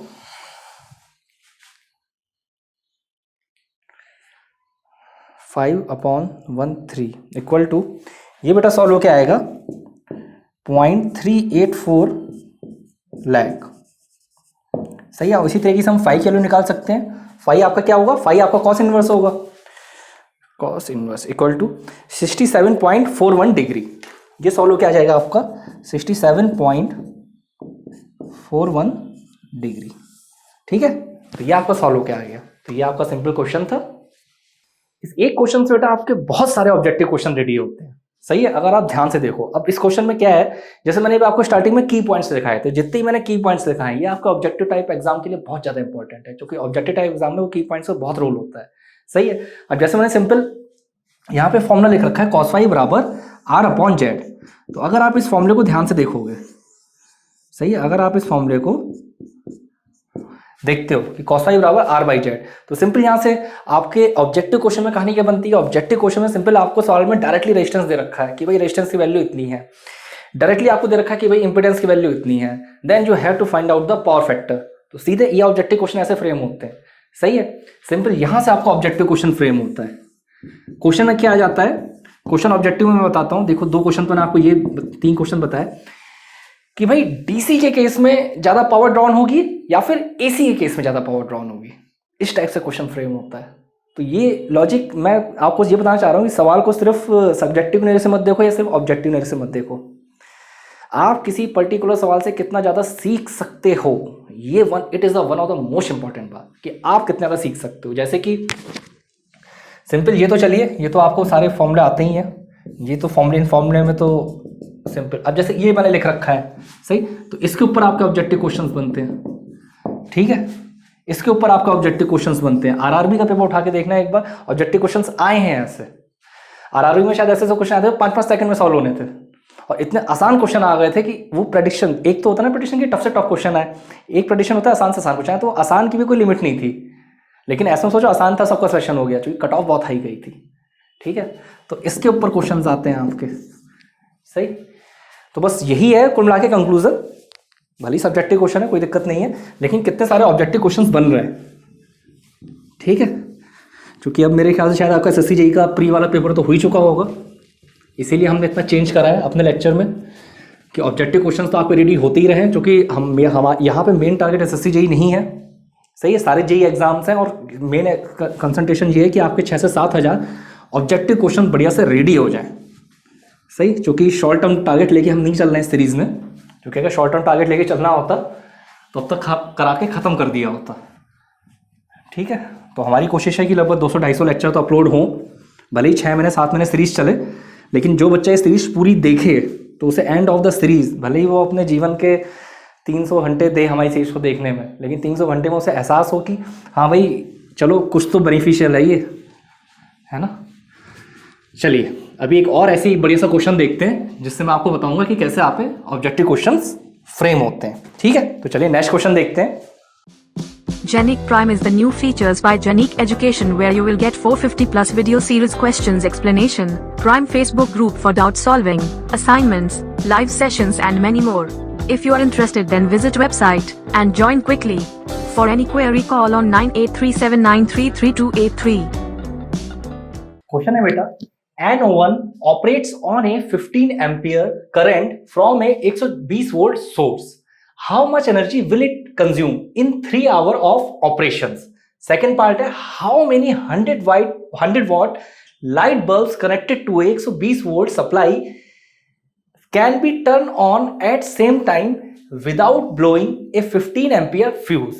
और थर्ड पार्ट है, 3 एम्पियर 125 वोल्ट सर्किट कंटेन से 10 ohm register, what resistor must be added in series for the circuit to have a current of 5 ampere? ठीक है, क्वेश्चन रिपीट कर दे रहा हूं एक बार। क्वेश्चन क्या है, फर्स्ट पार्ट है, an oven operates on a 15 ampere current from a 120 volt source. How much energy will it consume in 3 hours of operations? Second part है, how many 100 watt light bulbs connected to a 120 volt supply can be turned on at same time without blowing a 15 ampere fuse? और third part है बेटा, 3 ampere 125 volt circuit contain से 10 ohm resistor, what register must be added in series for the circuit to have a current of 5 ampere? ठीक है, तो चलिए step by step करते हैं कि यहाँ पे किसी बात हो रही है, ओवन की बात हो रही है। सही, oven operates on 15 ampere, 15 ampere पे ऑपरेट कर रहा है, करंट सप्लाई कितनी, 120 वोल्ट डीसी, वो सॉरी 120 वोल्ट सोर्स है।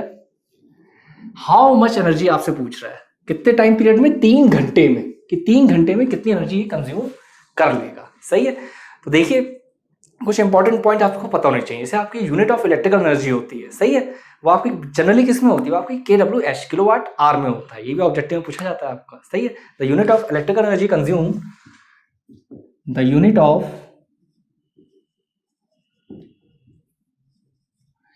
Electrical energy consume in kWh, यानी किलोवाट आर। सही है। और ये आप निकालते कैसे हैं? जनरली हम करते हैं, हमारे पास जो पावर होती है इसी किलोवाट में, उसे हम मल्टीप्लाई कर देते हैं टाइम ड्यूरेशन से। सही है, कि कितने टाइम पीरियड तक आपकी वो पावर कंज्यूम हुई है। सही, किलोवाट आर, किलोवाट आपकी पावर हो गई, आवर क्या हो गया? टाइम ड्यूरेशन, जिस पर्टिकुलर टाइम ड्यूरेशन में आपकी पावर कंज्यूम हो रही है। सही है, तो सिंपल ई बराबर क्या होता है? Energy consume P into T. E बराबर सिंपल हो जाता है आपका पी टी। सही, where P is the power. सही, आपका ई क्या है? ई है एनर्जी कंज्यूम। वेयर ई आपका क्या होगा? ई होगा आपका एनर्जी कंज्यूम।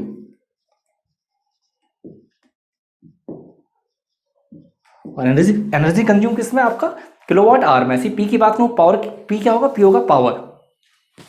पी आपका क्या है? पावर। और ये किसमें होगा? आपका किलोवाट में। ऐसे अगर मैं एच की बात करूं तो एच क्या है? आपका टाइम, और जनरली आवर में होगा। सॉरी, टी आपका क्या होगा? टाइम, और ये आपका आवर में होगा। तो ये कुछ बेसिक बातें हैं जो सवाल स्टार्ट करने से पहले मैंने आपको बताई हैं। सही है, अब चलो सवाल सॉल्व करना स्टार्ट करते हैं दोस्तों। चलिए देखते हैं इस सवाल में। आपको पहली बात तो देखते हैं क्या क्या डेटा आपको गिवन है। फर्स्ट पार्ट की बात कर रहे हैं। सही है, गिवन। अगर इस सवाल में मैं फर्स्ट पार्ट की बात करता हूं तो फर्स्ट पार्ट में आपको क्या क्या गिवन है? देखिए, आपका जो ओवन है वो ऑपरेट्स कर रहा है। वो किस पे ऑपरेट कर रहा है? देखिए, oven operates at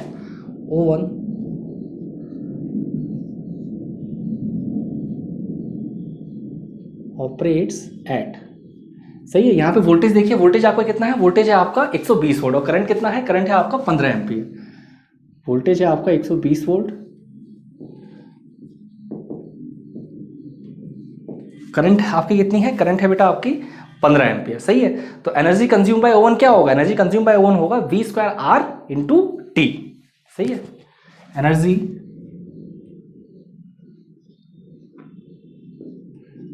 consumed by oven वो होगा आपका V square upon R into T, यानी आप T से मल्टीप्लाई कर दिया। हमें V क्या होगा? V होगा बेटा आपका सप्लाई वोल्टेज। ठीक है, R क्या होगा? R होगा resistance of the element. Where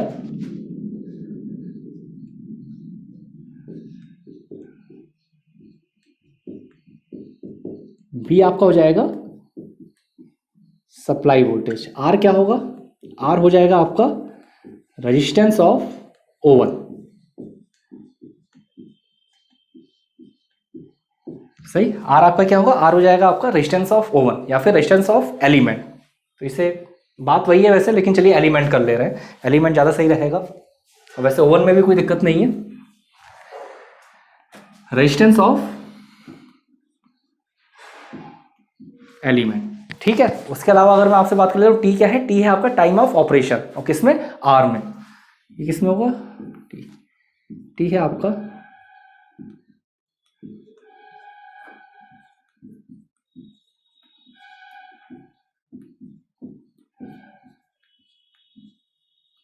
time of operation यानी ओवर में। ठीक है, अब देखिए, अब आपको क्या पता होता है? आपको पता होता है आई बराबर वी अपॉन आर। तो आई बराबर क्या होता है? आई बराबर होता है वी अपॉन आर, सॉरी, आई बराबर वी अपॉन आर होता है। सही है, वी बराबर क्या हो जाएगा? तो यानी अब आपका फॉर्मूला क्या हो जाएगा? अब आपका एनर्जी कंज्यूम बाय ओवन हो जाएगा वी आई टी। इसलिए एनर्जी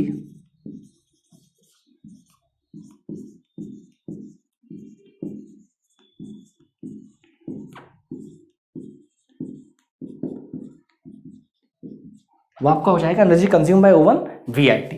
ठीक है, अब यहाँ पे सारी वैल्यू पता है। वोल्टेज की अगर मैं बात करता हूँ, वोल्टेज कितना दे रखा है?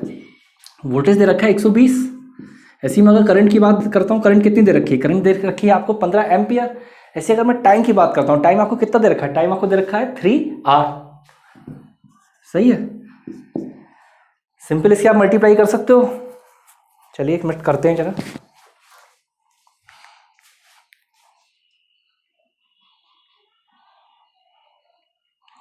एक 120 इंटू 15 इंटू 3, ये आपको 100 क्या जाएगा? 5400। सही है, 100 क्या आएगा? 5.4 किलोवाट आवर। 5.4 kilowatt hour. सही है, तो पहला पार्ट हो गया। पहले पार्ट में आपसे यही पूछ रहे थे कि how much energy will it consume, कि भाई कितनी एनर्जी है आपका कंज्यूम करेगा। चलिए अब सेकंड पार्ट देखते हैं। सेकंड पार्ट इंटरेस्टिंग है, ठीक है। सेकंड पार्ट देखिए, आपको क्या दे रखा है। आपको दे रखा है how many 100 watt light bulb, कितने वाट की बात हो रही है, 100 वाट की। How many 100 watt light bulb connected to a 120 volt supply. अब सप्लाई 120 वोल्ट, चलिए पहले 120 वोल्ट सप्लाई थी। कितने हम 100 वाट के बल्ब कनेक्ट कर सकते हैं, और किससे, 120 वोल्ट की सप्लाई से, कि can be turn on at same time. अगर सबको हम एक साथ टर्न ऑन कर दें, सही, सबको एक साथ जला दें, बुझा दें, सही शुद्ध हिंदी में। वैसे supply can be turn on at the same time without blowing A 15 ampere fuse. सही, 15 एम्पियर माना फ्यूज लगा हुआ है, वो आपका ब्लोइंग ना करे। ठीक है, सवाल समझ में आ गया ना। सवाल क्या है कि कितने 100 वॉट के बल्ब हो सकते हैं, सही, जो हम 120 वोल्ट से कनेक्ट कर दें और सारे के सारे बल्ब को एक साथ टर्न ऑन करें, और 15 एम्पियर का फ्यूज है वो आपका ब्लोन ना करे। सही है, सवाल समझ में आ गया होगा। तो गिवन में देखिए, गिवन क्या है आपका, गिवन में आपको दे रखा है, अगर मैं बात करता हूं बेटा आपकी सप्लाई वोल्टेज की, सही है, तो सप्लाई वोल्टेज आपका यहां पे क्या गिवन है, सप्लाई वोल्टेज आपका गिवन है 120 वोल्ट। वीएस कर लो, वी कर लो, बात एक ही है। ठीक है, उसके अलावा इस सवाल में आपको क्या डेटा गिवन है, उसके अलावा गिवन है पावर ऑफ द बल्ब। तो पावर ऑफ द बल्ब आपको क्या दे रखा है, पावर ऑफ द बल्ब बेटा आपको दे रखा है 100 वॉट। सही, ये एक सिंगल बल्ब का पावर है। सही है, देखिए पावर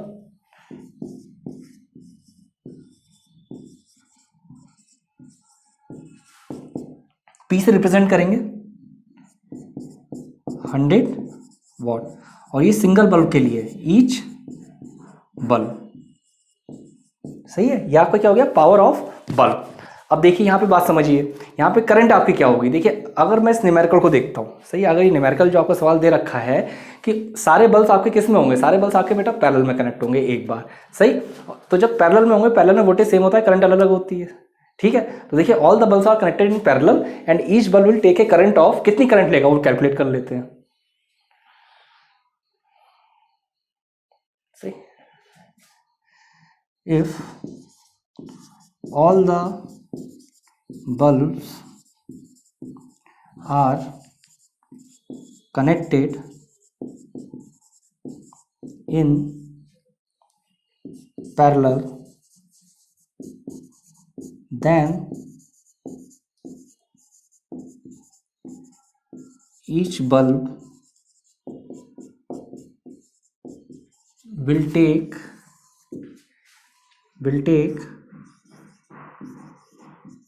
करंट।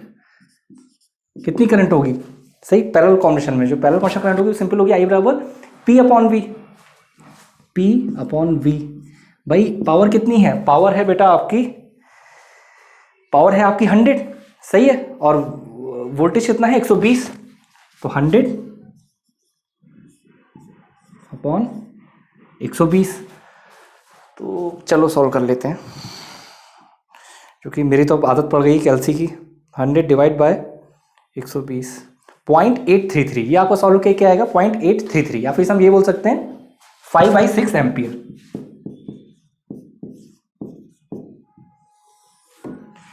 ठीक है, तो ये आपकी करंट आ गई ईच बल्ब में, कि जब पैरेलल कनेक्शन है तो करंट आपके एक सिंगल बल्ब में आपकी कितनी फ्लो करेगा। सही है, अब हम अपने मन से मान ले रहे हैं कि भाई मान लो, हमें तो नहीं पता ना कितने नंबर ऑफ बल्ब्स हैं, हमें तो नहीं पता है, तो मान लो if there are n number of bulbs connected in parallel. Now if there are n number of bulbs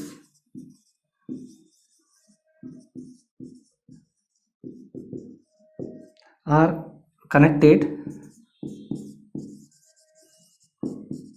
in parallel, हमने एज्यूम कर लिया कि भैया n number of bulbs connected आपके पैरेलल में है। सही है, तो जो current taken by these bulbs होगी वो क्या होगी, वो शुड बी लेस देन और equal to the rating of fuse. सही है, किस केस में? कि वो आपका फ्यूज ब्लोन ऑफ ना करे। सही है, तो then total current taken by this bulb, then total current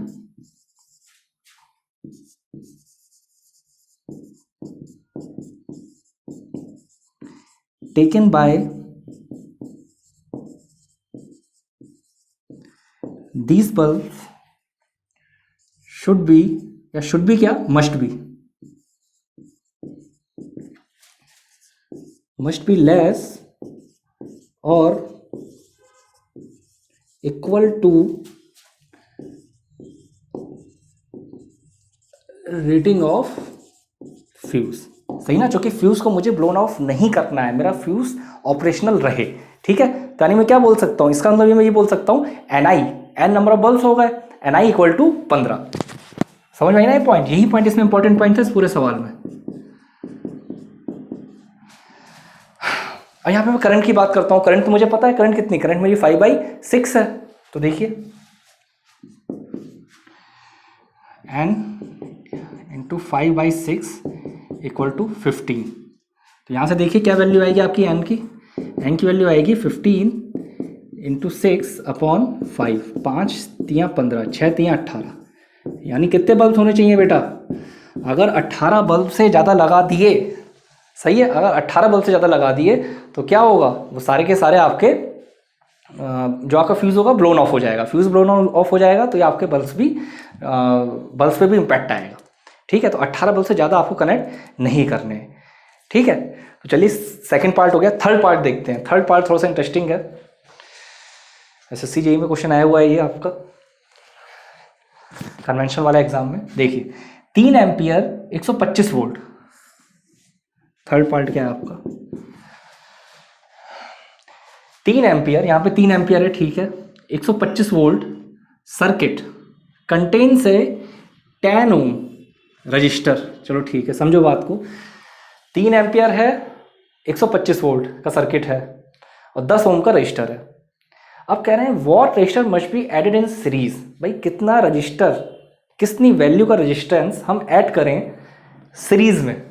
सही है, सीरीज में for the circuit to have a current of 5 ampere. कि भाई अब कितना रेजिस्टेंस हम सीरीज में कनेक्ट करें जिससे कि अब जो सर्किट में करंट फ्लो करे after adding the resistance in series, कि अब सर्किट में 5 एम्पियर करंट फ्लो करे। ठीक है, तो ये सवाल देखिए, पहले मैं सर्किट बनाता हूँ। सर्किट क्या है पहले आपका? 10 ओम का रजिस्टर है। सही है, 10 ओम का रजिस्टर है। सप्लाई कितनी है? सप्लाई है आपकी 125 वोल्ट। तो सिंपल आपका क्या होगा, थोड़ा छोटा छोटा कर रहा हूँ वरना मुझे रफ करना पड़ जाएगा। सही, ये रजिस्टर है, स्टार्टिंग में पहले वाले केस की बात हो रही है, 10 ओम का रजिस्टर हो गया। ठीक है, सप्लाई हो गई 125 वोल्ट। विजिबल होगा ना आपको, 125 वोल्ट सप्लाई है पहले केस के अकॉर्डिंग, 10 ओम आपका रेजिस्टेंस है। अब सेकंड केस में क्या बोल रहे हैं? सेकंड केस में ये बोल रहे हैं, अच्छा एक सेकंड, और करंट कितनी फ्लो कर रही है? करंट 3 एम्पियर सवाल के डेटा के अकॉर्डिंग। सवाल के डेटा के अकॉर्डिंग अब हम सीरीज में एक रजिस्टर ऐड कर दे रहे हैं। सही है, सीरीज में एक रजिस्टर ऐड कर दे रहे हैं। तो बेटा सीरीज में अगर हम एक रजिस्टर और हम ऐड करेंगे, सही है, तो उस केस में देखिए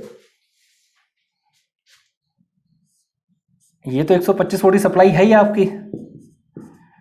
ठीक है, ये आपका बेटा 10 ओम का रजिस्टर है ही।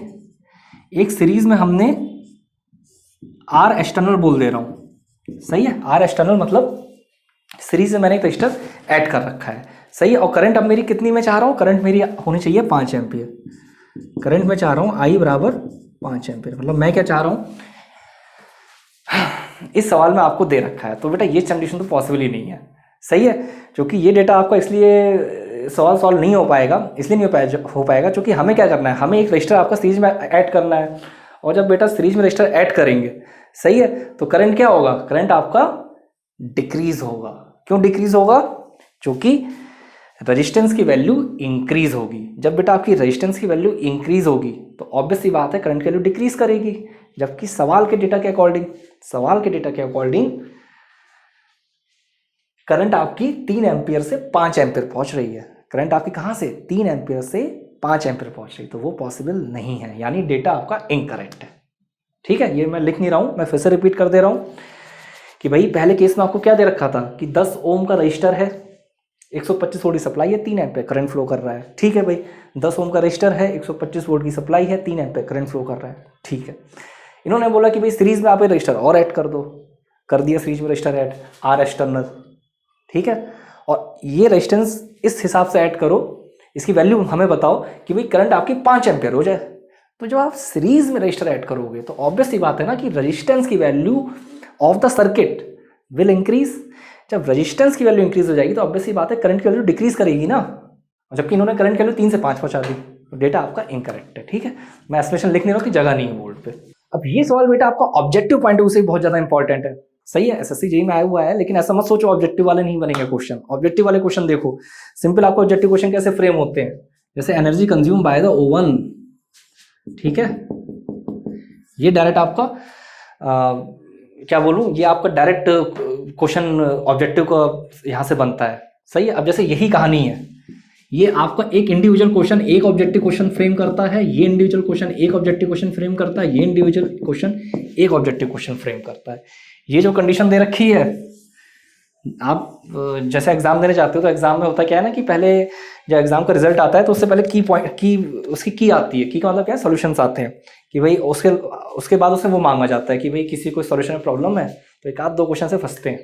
ठीक है, अब इसी क्वेश्चन में ऐसे ऑप्शंस दे रखे होते, डी ऑप्शन दे रखा होता है नन ऑफ दीज, तो बेटा नन ऑफ दीज पर टिक मारना होता है, लेकिन बच्चों को विश्वास ही नहीं होता है। तो कई बार ऐसा होता है एग्जाम्स में कि एक आध क्वेश्चन ऐसे फंसने के चांसेस होते हैं जो इनकरेक्ट होते हैं, फिर डेटा जिनका इनकरेक्ट होता है। ठीक है, तो वो बहुत सारे रीजन उसके हो सकते हैं कि भाई प्रिंटिंग मिस्टेक हो जाए। सही है, वैसे ये चांसेस बहुत कम होते हैं लेकिन होते हैं।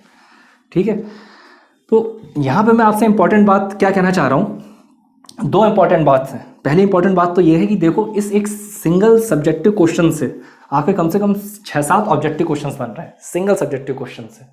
सही, तो कभी भी अगर आपको ऑब्जेक्टिव पेपर की तैयारी करनी हो तो सिर्फ ऑब्जेक्टिव के भरोसे मत रहो। मैं ऐसा भी नहीं कह रहा हूँ कि सिर्फ सब्जेक्टिव के भरोसे रहो, जो बच्चा सब्जेक्टिव प्लस ऑब्जेक्टिव पैरेलल तैयार करता हुआ चलता है, सही, उसके लिए कोई दिक्कत वाली बात नहीं है। लेकिन अगर आप सिर्फ ऑब्जेक्टिव के भरोसे रहोगे तब भी दिक्कत है, और सिर्फ सब्जेक्टिव के भरोसे रहोगे तब भी दिक्कत है। ठीक है, तो अभी इसके बाद मैं आपको इस सवाल और कराता हूँ ऐसे ही बढ़िया सा। और एक इंपॉर्टेंट बात देखो, इन क्वेश्चंस में क्या होता है कि समझो अभी हम यहाँ पे इस वीडियो लेक्चर में सवाल कर रहे हैं तो कोई दिक्कत नहीं है, इतना प्रेशर नहीं होता है। लेकिन रियल टाइम एग्जाम में क्या होता है कि जब किसी क्वेश्चन में डेटा इनकरेक्ट होता है या फिर आंसर नहीं आ पा रहा होता तो आप इस पर ज़्यादा टाइम खर्च करने लग जाते हो। आपको भाई अगर मैं एसएससी जेईई की बात कर लेते हैं, चलो, तो एसएससी जेईई में आपको क्वेश्चन को 55 सेकंड से ज़्यादा नहीं देना है। ठीक है, चलो 1.5 मिनट दे दिया, 2 मिनट दे दिया, मान लेते हैं किसी 10 क्वेश्चन को, सारे क्वेश्चन की बात नहीं हो रही है। इन क्वेश्चन पे आप अटक जाते हो, आप अपने 5-6-7 मिनट लगा देते हो कि भाई हो नहीं रहा है, हो नहीं, तो छोड़ दिया करो तुरंत हाथ छूटते। सही, जो टाइम नहीं है वेस्ट करना है।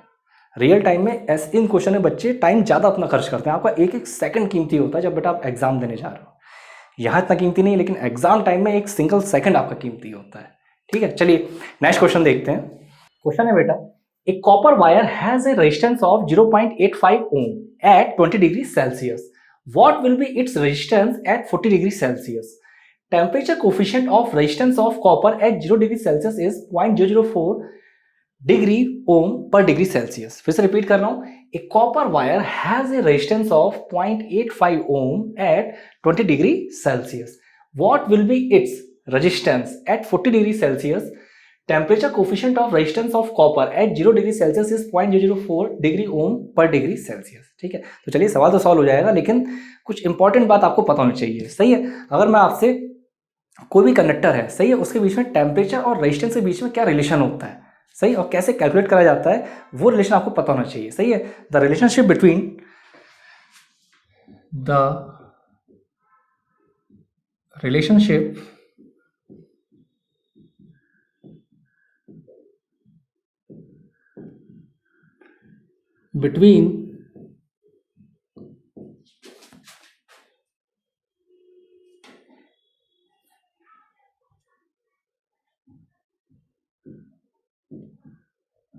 resistance and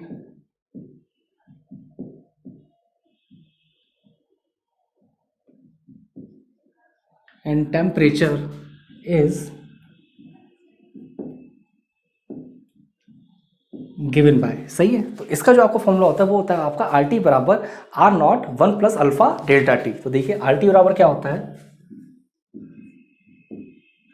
are naught 1 plus alpha delta T. अब यहाँ पे अगर मैं आर टी की बात करता हूँ तो यहाँ पे आपका आर टी क्या होता है, ये होता है resistance of conductor at operating temperature, या फिर कोई टी डिग्री सेल्सियस टेम्परेचर है, सही है। Resistance of conductor R T क्या है, resistance of conductor at operating temperature, उसे मैंने मान लिया टी डिग्री सेल्सियस, सही है।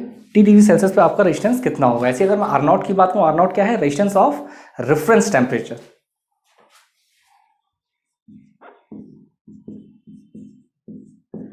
या फिर रेजिस्टेंस एट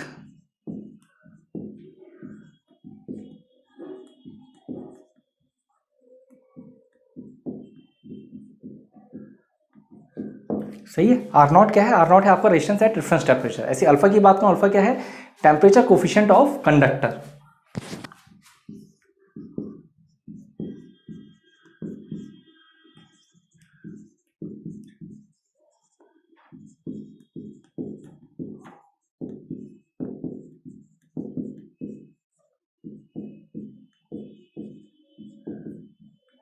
ठीक है।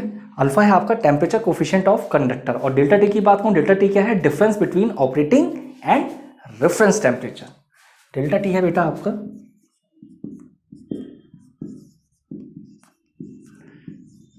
Difference between operating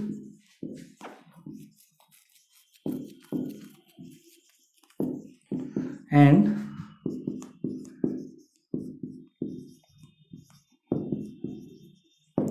reference temperature, ठीक है। ये आपका डिफरेंस होता है। अब यहाँ पे देखिए सवाल में आपको क्या क्या डेटा गिवन है, देखते हैं।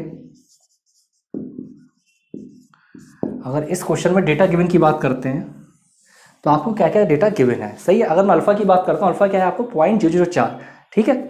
अल्फा की वैल्यू दे रखी है 0.004, ठीक। सारे पैरामीटर देख ले रहे हैं कि आपको क्या डेटा गिवन है, सही है।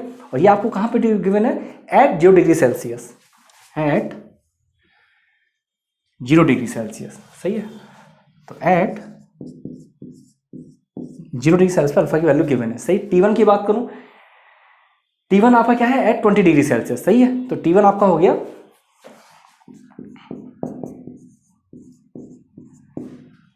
What will be its resistance at 40 degree Celsius, सही है। यानी T1 जब 20 डिग्री सेल्सियस है तो उस केस में, एक सेकेंड, RT1 20 डिग्री सेल्सियस पे आपका रेजिस्टेंस वैल्यू क्या है, 0.85 ओम। तो यानी इसे मैं क्या बोलूंगा, इसे बोलूंगा RT1, RT1 वो मुझे क्या दे रखा है, 0.85 ओम। यहाँ पे मुझे RT1 दे रखा है 0.85 ओम, सही है। अब सिंपल मेरा फॉर्मूला क्या मैंने बताया, RT बराबर R naught 1 plus alpha delta T, सही है। तो देखिए RT बराबर R naught 1 plus alpha delta T, ठीक है। तो यहाँ पे मैं क्या करूँगा, यहाँ पे वैल्यू रख लेता हूँ, सही है। जैसे RT की बात करें तो RT आपका क्या है 0.85, ठीक है। उसके बाद आर नॉट की बात करूंगा तो आर नॉट तो मुझे कैलकुलेट करना है, यहां से आर नॉट आ जाएगा, ठीक है। उसके बाद 1 तो मेरा 1 ही रहेगा। अल्फा क्या है, अल्फा है बेटा 0.004, और डेल्टा टी, तो डेल्टा टी देखो 20 डिग्री है, उधर आपसे क्या पूछा, आपसे 40 डिग्री पूछ रहा है, तो यानी क्या हो जाएगा, 20 हो जाएगा, ठीक है, 20। तो इसे बेटा सॉल्व करो, यहां से आपकी आर नॉट की वैल्यू आएगी, सही। मैं डायरेक्ट लिख दे रहा हूं, डिवाइड करना पड़ेगा।